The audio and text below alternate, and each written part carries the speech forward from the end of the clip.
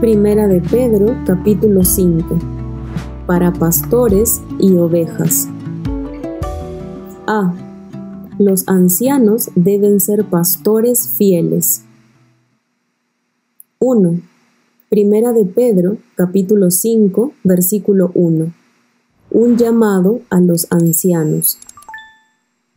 Ruego a los ancianos que están entre vosotros, yo, anciano también con ellos, y testigo de los padecimientos de Cristo, que soy también participante de la gloria que será revelada. A. Ruego a los ancianos que están entre vosotros. Pedro dará una palabra de exhortación a los ancianos que están entre los cristianos que están leyendo esta carta. Estos ancianos tenían responsabilidades especiales, las cuales les dirige Pedro. 1. La idea del anciano vino a la vida de la Iglesia por medio de la cultura judía. Éxodo 3:16, 12:21, 19:7. La palabra anciano simplemente habla de la madurez y sabiduría que una persona anciana debe tener, haciéndolas calificadas para el liderazgo. En su aplicación, se trata más de la sabiduría y madurez que de la edad. 2. Era la costumbre de Pablo y Bernabé designar ancianos en las iglesias que habían fundado. Hechos 14:23. También se estaba desarrollando el oficio de pastor, quien era esencialmente un anciano que enseñaba. Primera de Timoteo 5:17, quien nombraba y dirigía a ancianos y otros líderes. Primera de Timoteo 3, del 1 al 13. Segunda de Timoteo 2:2. Tito 1, 5 al 9. B. Yo anciano también. Pedro estaba apto para hablar, porque él era un anciano también. Aunque Pedro era claramente el prominente entre los 12, afirma ningún privilegio o posición especial como el Papa de la Iglesia primitiva. Al contrario, Pedro se miraba a sí mismo como un anciano también, entre todos los ancianos de la Iglesia. 1. Siempre será nuestra sabiduría, queridos amigos, el ponernos lo más que podamos a la posición en la que estén a quienes se les dirige. Es una lástima para cualquiera el predicar a la gente con arrogancia. Siempre es mejor estar lo más cerca posible al nivel en el que están ellos. Spurgeon. C. Testigo de los padecimientos de Cristo, que soy también participante de la gloria que será revelada. Pedro estaba calificado para hablar porque él era un testigo de los padecimientos de Jesús cuando vio la tortura de Jesús y probablemente la crucifixión, y era un participante de la gloria de Dios, probablemente refiriéndose a cuando vio la transfiguración de Jesús. 1. Él estaba con Cristo en el jardín. Él estaba con Él cuando fue detenido. Estaba con Él en la sala del sumo sacerdote. Si Él lo siguió hasta la cruz, no sabemos. Clark. 2. Los evangelios no establecen que Pedro estuvo personalmente en la crucifixión. Solo se menciona que Juan estuvo especialmente ahí.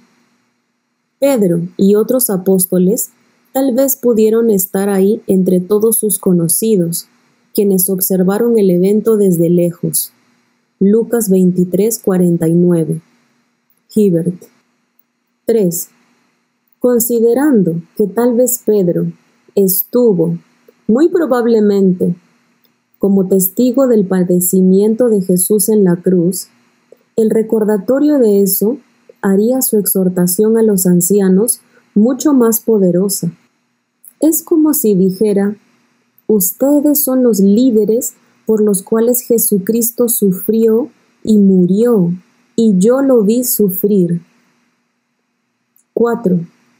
Sin embargo, consideramos que muchos vieron a Jesús sufrir, y no les afectó en la manera que afectó a Pedro, y otros miraron con fe.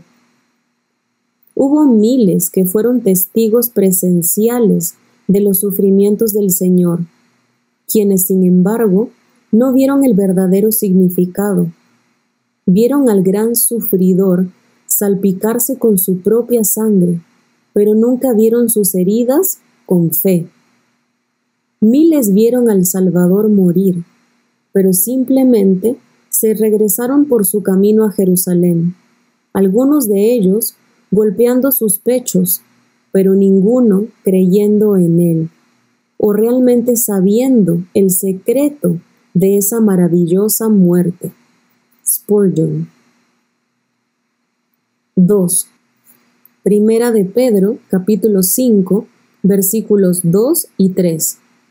Lo que los líderes de la iglesia deben hacer.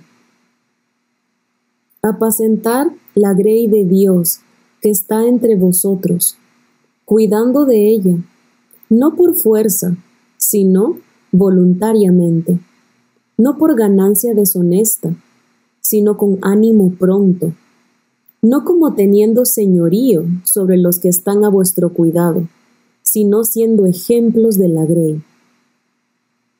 A. Apacentad la grey de Dios. Este fue el primer aspecto del liderazgo. Pedro parecía haber recordado las 3 partes de comisión de Jesús para él en Juan 21, del 15 al 16. En ese pasaje, Jesús le dijo a Pedro que demostrara su amor por Jesús alimentando y apacentando a sus ovejas. 1.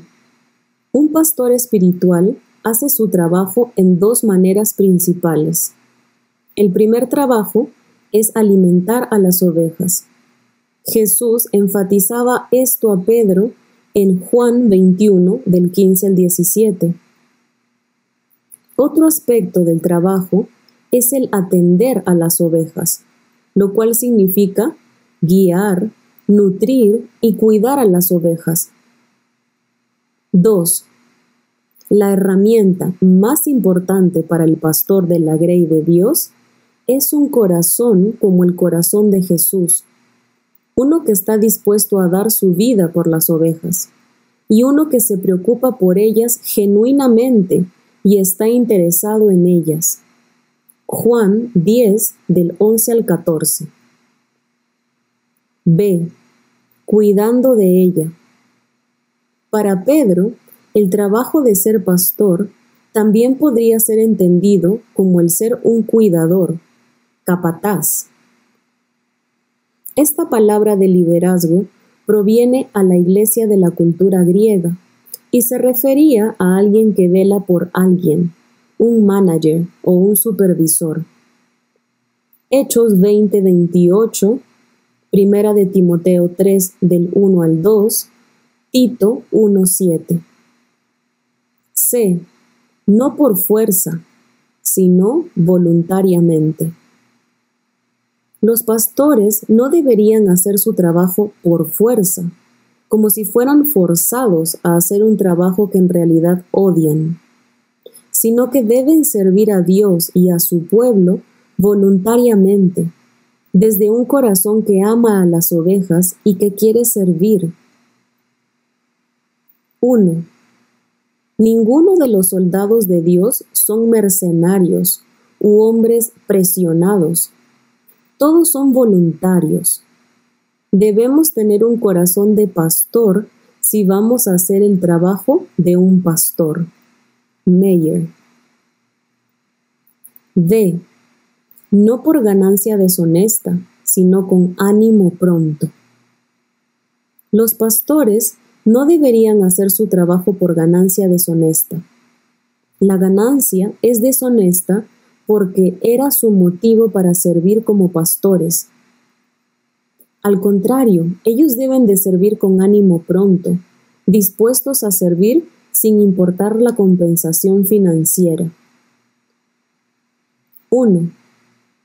¿Podría el oficio de un obispo en los primeros días y en el tiempo de persecución ser un oficio lucrativo?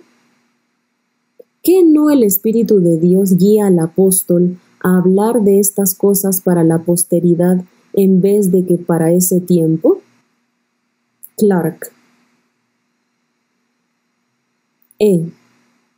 No como teniendo señorío sobre los que están a vuestro cuidado, sino siendo ejemplos de la grey.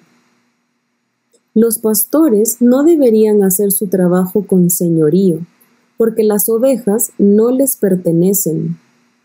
Ellas están a su cuidado.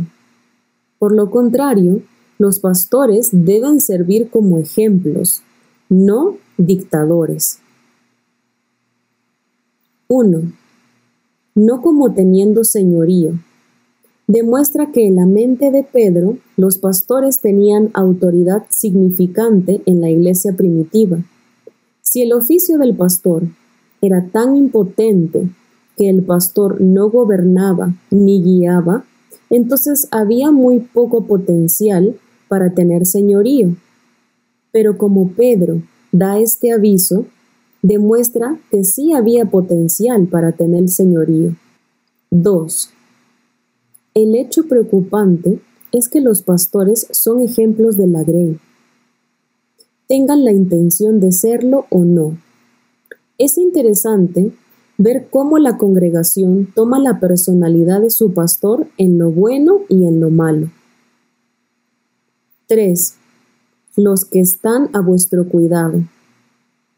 Ese sustantivo significa mucho y entonces lo que es asignado por muchos, una porción o una parte de algo. Dios ha asignado las diversas partes de su preciada posesión para su cuidado personal. Hibbert. La idea es que Dios ha confiado la responsabilidad de lo espiritual de ciertos individuos a pastores particulares. 3. Primera de Pedro, capítulo 5, versículo 4. La recompensa a los líderes de la iglesia. Y cuando aparezca el príncipe de los pastores, vosotros recibiréis la corona incorruptible de gloria. A. Cuando aparezca el príncipe de los pastores. Pedro les recuerda a los pastores de la iglesia que un día darán respuesta a su príncipe de los pastores, quien querrá saber qué es lo que hicieron por su grey. 1. Es importante para los pastores reconocer que ellos guían a las ovejas de Jesús. Él es el pastor. Él es el obispo. Primera de Pedro 2:25. En este sentido, el pastor cristiano no trabaja para las ovejas, sino que trabaja para el príncipe de los pastores. B. Recibiréis la corona incorruptible de gloria. A los pastores fieles se les promete una corona incorruptible de gloria, pero no como la corona de hojas que se les daban a los campeones olímpicos antiguos. Esta corona es incorruptible. 1. Las coronas no solo son para los pastores, sino para todo aquel que es fiel a Jesús y para quien hizo lo que Él les llamó a hacer. Primera de Corintios 9:25, Segunda de Timoteo 4:8, Santiago 1:12. B. Todos deben ser humildes y vigilantes. 1. Primera de Pedro, capítulo 5, versículos del 5 al 7. Una promesa a los humildes. Igualmente, jóvenes, estad sujetos a los ancianos, y todos, sumisos unos a otros. Revestíos de humildad, porque Dios resiste a los soberbios y da gracia a los humildes. Humillaos, pues, bajo la poderosa mano de Dios, para que Él os exalte cuando fuere tiempo, echando toda vuestra ansiedad sobre Él, porque Él tiene cuidado de vosotros. Igualmente, jóvenes. Pedro comenzó esta palabra de humildad con los jóvenes, en contraste con los ancianos a los que se había dirigido. Pero se dio cuenta prontamente que esta es una aplicación para todos. Esta palabra de ser sumisos unos a otros, revestidos de humildad, aplica para todos, pero tal vez especialmente para los jóvenes. B. Revestidos de humildad. Humildad es demostrada por medio de la sumisión. Es la habilidad de guardar alegremente nuestra propia agenda para Dios, aun si la agenda de Dios es expresada por medio de otra persona. 1. Todos significa que esto es para todos, ambos, ancianos y jóvenes. Esfuércense todo lo posible para servirse los unos a otros. Dejen que el pastor se esfuerce en servir a la gente y la gente en servir a los pastores, y que no haya ninguna contención, sino que haga lo máximo para obligar y aprovechar todo lo demás. Clark. C. Revestíos con humildad. La frase revestíos se traduce a una palabra rara que se refiere a un esclavo poniéndose un mandil antes de servir. Aún así, como hizo Jesús antes de lavar los pies de los discípulos. Juan 13:4. 1. Algunas marcas de la humildad. La voluntad de realizar los servicios más bajos y pequeños por amor a Jesús. Estar consciente de que no podemos hacer nada apartados de Dios. La voluntad de ser ignorados por el hombre. No tanto como el odiarse a sí mismo o despreciación como olvido mismo, sino verdaderamente centrarse en otros en vez de centrarse en sí mismo. B. Porque Dios resiste a los soberbios y da gracia a los humildes. La humildad es esencial en nuestra relación con Dios. Si queremos caminar en la gracia de Dios, su favor inmerecido, entonces debemos despojarnos de nuestro orgullo y ser humildes, no solo para con Él, sino para con todos. 1. Resiste. El verbo vivamente imagina a Dios como uno que se establece en orden de batalla contra tales individuos. Hibbert. 2. La gracia y el orgullo son enemigos eternos. El orgullo demanda que Dios me bendiga en base a lo que yo pienso que merezco. La gracia solo tratará conmigo en base a lo que Dios es, amor, no en base a algo en mí. 3. El orgullo es uno de los pecados más detestables. No obstante, encuentra alojamiento en las almas más serias, aunque hablamos de él con un nombre más ligero. Le llamamos independencia, confianza en sí mismo. No siempre lo discernimos en el sentimiento herido, el cual se retira en sí mismo y cultiva a sus dolores en un mal humor. Estamos orgullosos de nuestra humildad, vanos en nuestra mansedumbre, y poniendo nuestra mirada más santa, Nos preguntamos si los demás nos están admirando por nuestra humildad. Meyer. 4. Si estás dispuesto a hacer nada, Dios hará algo de ti. El camino hacia la cima de la escalera es el empezar desde abajo. De hecho, en la Iglesia de Dios, el camino para subir es bajar. Pero el que es ambicioso de estar en la cima, en poco tiempo se encontrará en el fondo. Spurgeon. Para que Él os exalte cuando fuere tiempo. Dios nos tiene en un lugar de humildad en este momento. Debemos someternos al plan de Dios.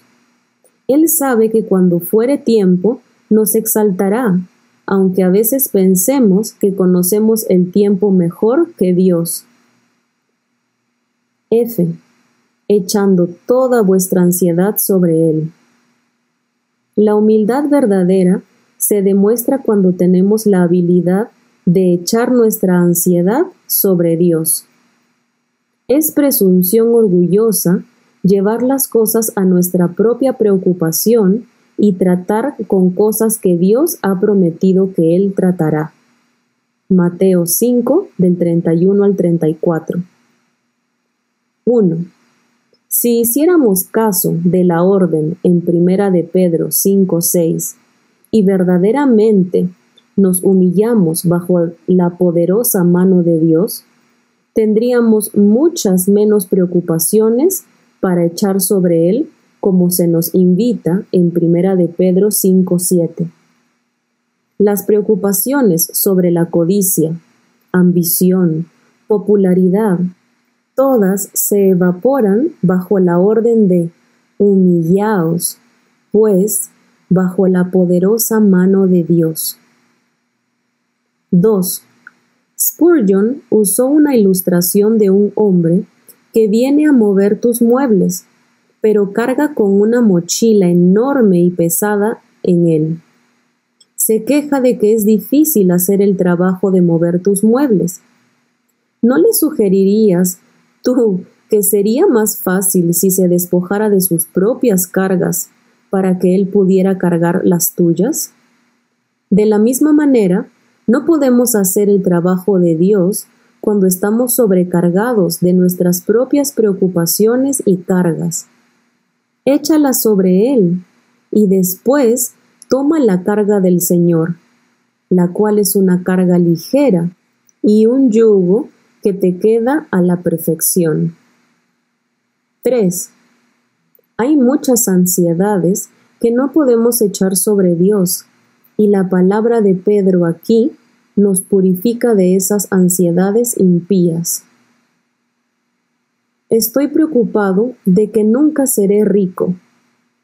Estoy agobiado porque otros disfrutan de los placeres pecaminosos y yo no. Estoy preocupado porque no soy famoso y ni siquiera soy popular. Estoy agobiado porque no puedo vengarme de aquellos que me han hecho mal. 4. Todas las preocupaciones de codicia, ira, orgullo, ambición y testadurez deben ser echadas al viento. Sería criminal el soñar con echarlas sobre Dios. No ores por ellas, excepto que Dios te redima de ellas. Deja que tus deseos estén dentro de un círculo pequeño, y tus ansiedades serán reducidas de un golpe. Spurgeon. 5. Echando es una palabra bastante energética. Él no dice, acuesta toda vuestra ansiedad sobre Él, porque tenemos que hacerlo con mucha más energía que eso. Aviéntala lejos de ti. Las presiones y las cargas de tu vida son muy pesadas y difíciles, que toman mucha concentración y esfuerzo para ponerlas sobre Jesús. 6. Este trabajo de echar puede llegar a ser tan difícil que necesitamos usar las dos manos, la mano de oración y la mano de fe. La oración le dice a Dios cuál es la preocupación y le pide ayuda a Dios, mientras que la fe cree que Dios puede hacerlo y que lo hará. La oración envía la carta con el problema y la aflicción ante el Señor y abre todo su presupuesto. Y después la fe exclama: yo creo en que Dios cuida y que cuida de mí. Yo creo en que Él me sacará de mi angustia y hará promover su propia gloria. Spurgeon. G. Él tiene cuidado de vosotros. En sus mejores momentos, las religiones de la cultura griega podían imaginar a un Dios que era bueno, pero nunca llegaron a creer en un Dios que tuviera cuidado. El Dios de la Biblia, el Dios que verdaderamente está ahí, es un Dios que cuida de ti. 1.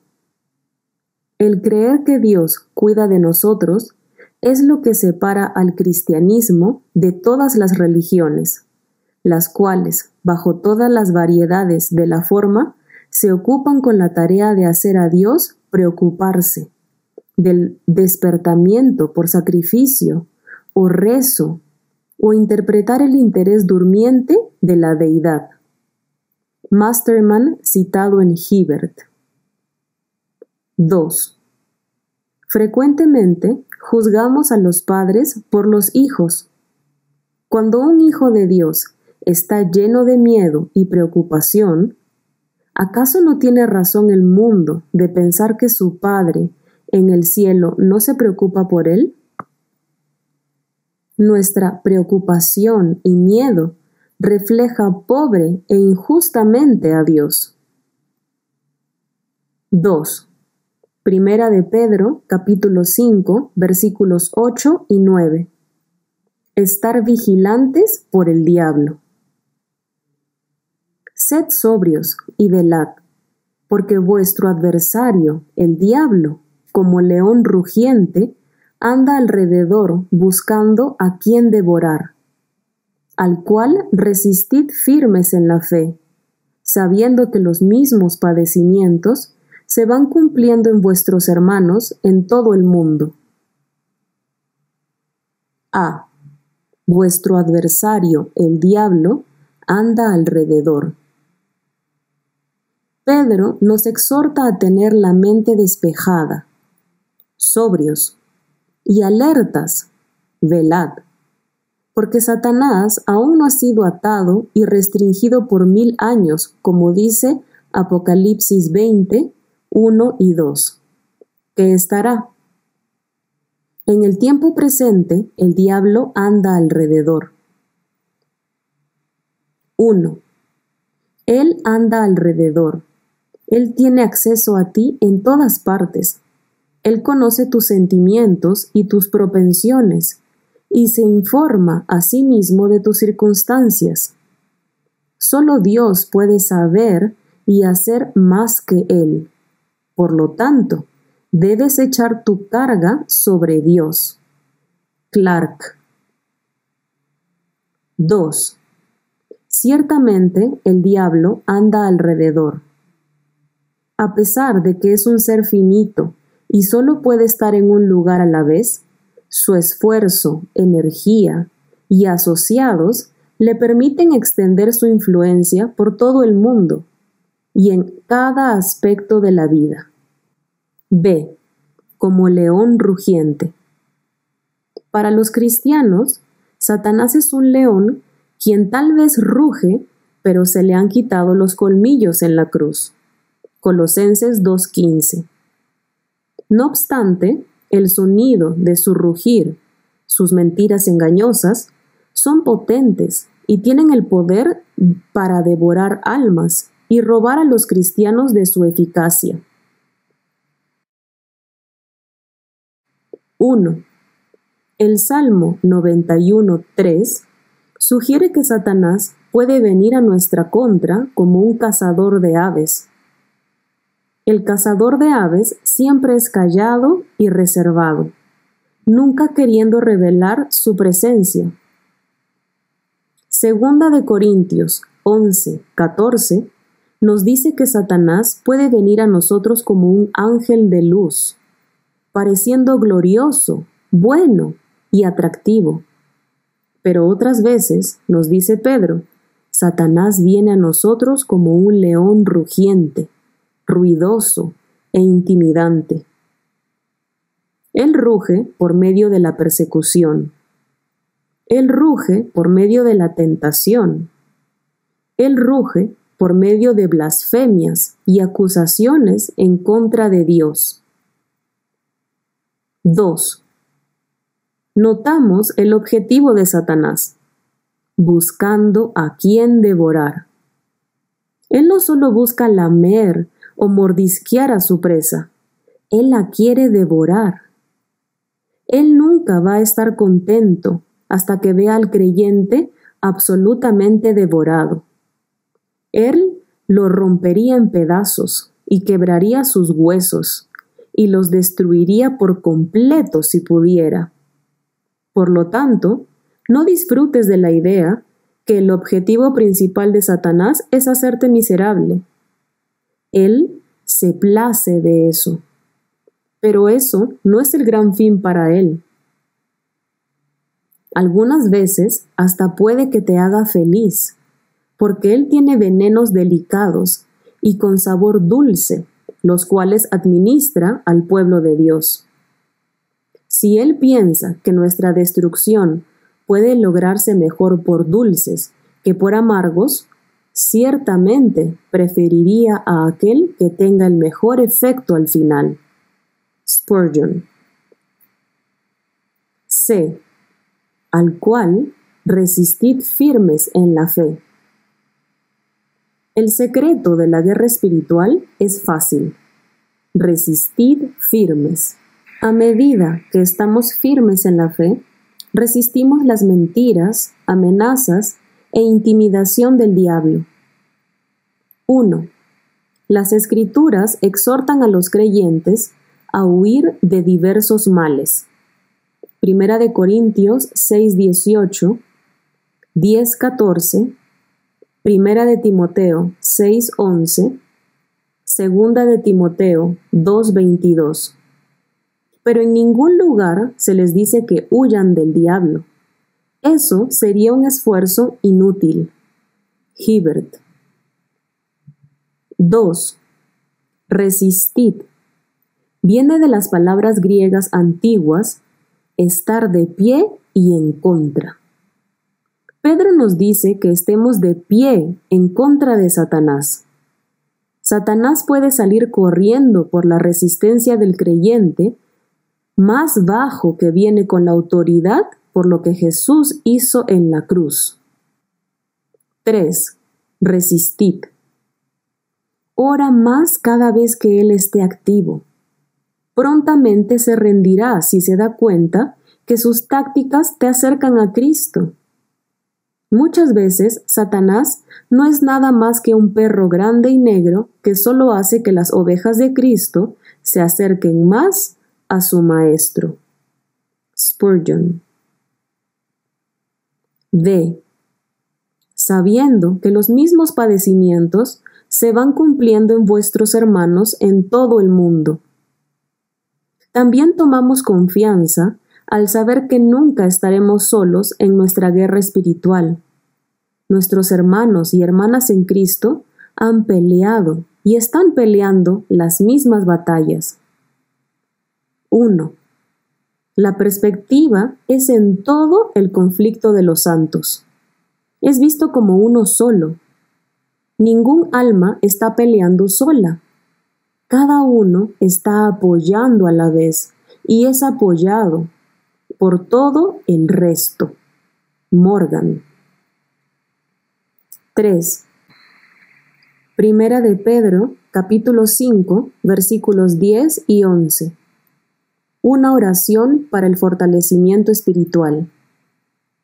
Mas el Dios de toda gracia, que nos llamó a su gloria eterna en Jesucristo, después que hayáis padecido un poco de tiempo, Él mismo os perfeccione, afirme, fortalezca y establezca. A Él sea la gloria y el imperio por los siglos de los siglos. Amén. Mas el Dios de toda gracia os perfeccione, afirme, fortalezca y establezca. Pedro estaba consciente que el sufrimiento y peligro que los cristianos enfrentan solo puede concluir con la oración. Él le pide a Dios que haga su trabajo de perfeccionar, afirmar, fortalecer y establecer. 1. Estas cosas son la obra de Dios en nosotros y por medio de nosotros. Pedro, personalmente, sabía lo inútil que es enfrentar el sufrimiento y peligro en nuestras propias fuerzas. Su propia falla le enseñó la necesidad de depender constantemente en la obra de Dios en nuestras vidas. Así que ora por sus queridos amigos cristianos. 2. Después que hayáis padecido un poco de tiempo. Casi queremos preguntarle a Pedro, ¿por qué dijiste eso? Pero la verdad permanece. Solo somos llamados a su gloria eterna después de que hayáis padecido un poco de tiempo. Desearíamos que fuéramos llamados a su gloria eterna por medio de su plan sin sufrimiento, pero Dios usa el sufrimiento para perfeccionar, afirmar, fortalecer y establecernos. 3. Él nos llamó a su gloria eterna, pero ¿qué implica esta gloria? Es la gloria de un carácter purificado. Es la gloria de una humanidad purificada. Es la gloria de una victoria completa. Es la gloria de ser honrado por un rey. Es la gloria de reflejar la gloria de Dios. Es la gloria de la presencia inmediata y constante de Dios. Es la gloria de gozarnos en Dios mismo. B. A Él sea la gloria y el imperio por los siglos. El Dios que puede hacer esta gran obra en nuestras vidas, ciertamente es digno de alabar. 4. Primera de Pedro, capítulo 5, versículos 12 al 14. La conclusión de la carta. Por conducto de Silvano, a quien tengo por hermano fiel, os he escrito brevemente, amonestándoos y testificando que esta es la verdadera gracia de Dios, en la cual estáis. La iglesia, que está en Babilonia, elegida juntamente con vosotros, y Marcos, mi hijo, os saludan. Saludaos unos a otros con ósculo de amor. Paz sea con todos vosotros, los que estáis en Jesucristo. Amén. A. De Silvano os he escrito. Esta porción probablemente fue escrita por la misma mano de Pedro. Después, él, de acuerdo con la costumbre de ese tiempo, había dedicado la mayor parte de la carta a Silvano. Este hombre, Silvano, probablemente era el mismo conocido como Silas en muchas de las cartas de Pablo. B. Esta es la verdadera gracia de Dios en la cual estáis. Pedro resumió su mensaje como una exhortación para entender o reconocer la verdadera gracia de Dios en la cual estáis. No solo debemos entender qué es la gracia de Dios, sino que la gracia es el lugar presente en el cual estamos parados ante Él. C. La iglesia que está en Babilonia os saludan. Se refiere a una iglesia, la cual en el griego es femenina. Aparentemente, Pedro escribe desde Babilonia. Probablemente sea literalmente la ciudad de Babilonia, la cual aún existía en el tiempo de Pedro, o tal vez sea una manera simbólica de referirse a Roma o Jerusalén. Estas eran dos ciudades que en el tiempo de Pedro eran famosas por su perversidad y rebelión espiritual, exactamente como la Babilonia antigua. En cualquier sentido, esta es una iglesia mandando saludos a otra. 1. Por supuesto, estaba la ciudad de Babilonia en el Éufrates.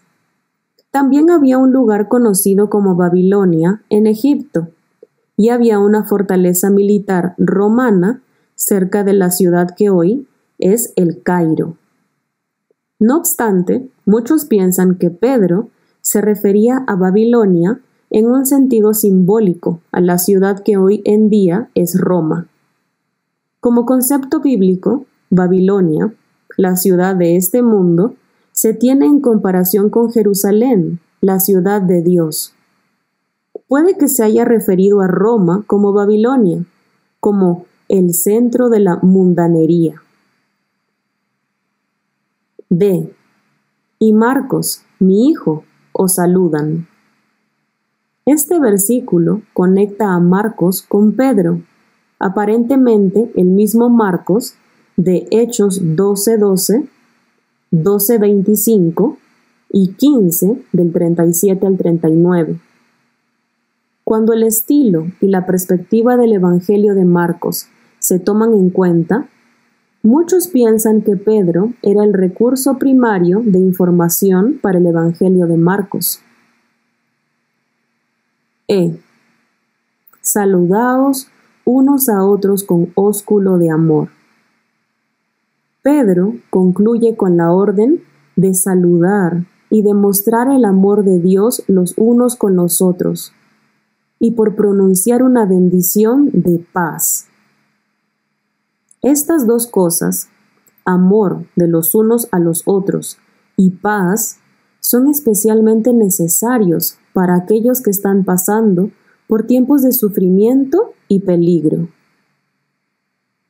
1. Debe notarse que los apóstoles no son quienes iniciaron con este tipo de saludo. La costumbre ya prevalecía. Santificaron su uso como una expresión del amor cristiano. Hibbert.